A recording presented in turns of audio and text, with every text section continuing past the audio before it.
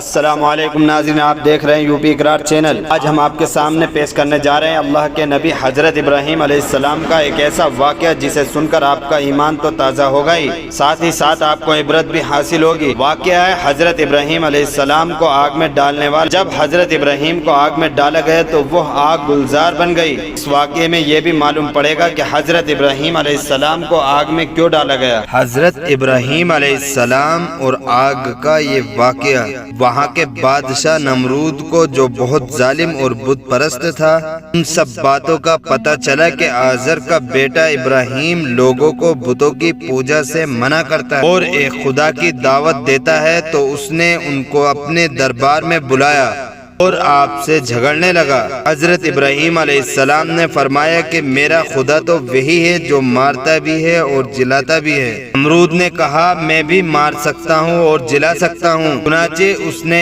ایک قیدی کو، جس کو سزائے موت کا حکم ہو چکا، آزاد کر دیا اور ایک بے گناہ کو پکڑ کر قتل کر دیا اور کہا کہ اب بتاؤ کہ میرے اور تمہارے خدا کے درمیان کیا فرق ہے۔ حضرت ابراہیم علیہ السلام نے کہا کہ میرا رب ہر روز سورج مشرق سے نکالتا ہے، تم اسے مغرب سے نکال دو۔ اس پر نمرود لاجواب ہو گیا اور حکم دیا کہ ابراہیم علیہ السلام کو زندہ جلا دیا جائے۔ چنانچہ بہت سی لکڑیاں اکٹھی کی گئیں اور ان میں آگ لگائی گئی۔ جب آگ بہت بھڑک اٹھی اور اس کے شعلے آسمان کی خبر لانے لگے تو حضرت ابراہیم علیہ السلام کو اس میں پھینک دیا گیا، مگر وہ آگ خدا کے حکم سے ٹھنڈی ہو گئی اور آپ کو آگ سے کوئی تکلیف نہیں پہنچی۔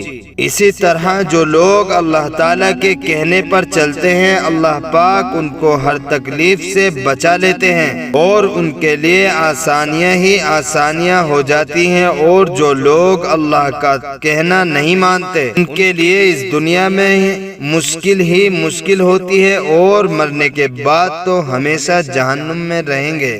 حضرت ابراہیم علیہ السلام اور زمزم کا یہ واقعہ۔ حضرت ابراہیم علیہ السلام اللہ کے حکم سے حضرت ہاجرہ اور اپنے بچے حضرت اسماعیل علیہ السلام کو، جو ابھی پیدا ہوئے تھے، ایک ایسی جگہ چھوڑ آئے جہاں دور دور تک آبادی نہ تھی اور نہ پانی تھا اور نہ کوئی درخت تھا۔ حضرت ہاجرہ نے حضرت اسماعیل علیہ السلام کو ایک پتھر کے سائے میں لٹا دیا اور خود پانی کی تلاش میں ادھر ادھر دوڑی، لیکن پانی نہ ملا۔